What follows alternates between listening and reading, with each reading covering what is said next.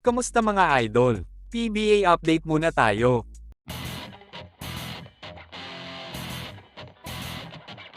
Matapos lumabas ang balita na seryoso na ulit makipagnegosasyon sa TNT si Mikey Moon Williams, madaming haka-haka ang lumabas kung bibigyan pa nga ba siya ng TNT management ng huling pagkakataon para makapaglaro sa koponan.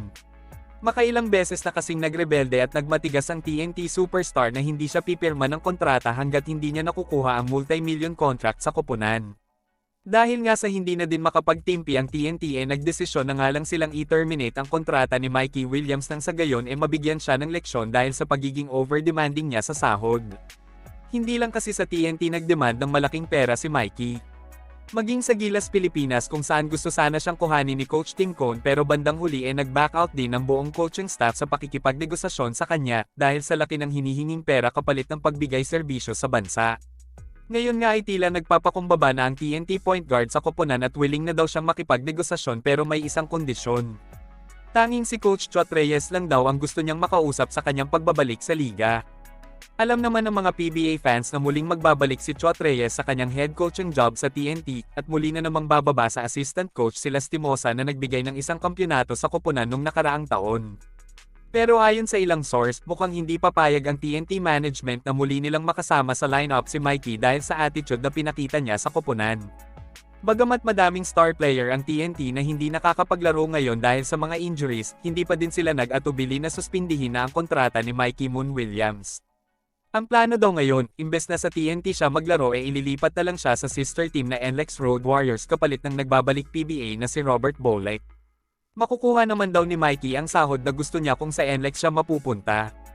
Ang isa sa posibleng senaryo para mag-workout ang Mikey Williams at Robert Bolick trade ay gagamitin nila ang Blackwater Bossing bilang third party. Alam naman natin na madami ng asset ang Blackwater para ipamigay nila sa ibang koponan. Bagamat hindi kagandahan ng kanilang performance ngayong komperensya, makikita na napakalalim na ng kanilang lineup dahil sa dami ng magagaling na rookies na nakuha nila nung nakaraang PBA draft. Kaya naman sila ang posibleng gawing tulay ni MVP para matuloy ang kauna-unahang blockbuster trade matapos ang Commissioner's Cup. Si Berto ay katatapos lang pumirma ng 2 years contract sa NLEX pero hindi nakikitaan na playoff contender ang koponan na ito. Kung tutuusin nga ay mas malalim pa ang lineup ng kanyang dating koponan na Northport Batangier kumpara sa NLEX Road Warriors. Yun nga lang, mukhang mas priority ni Berto na masecure ang kanyang future kaya nagdesisyon siyang magpa-trade sa MVP Group.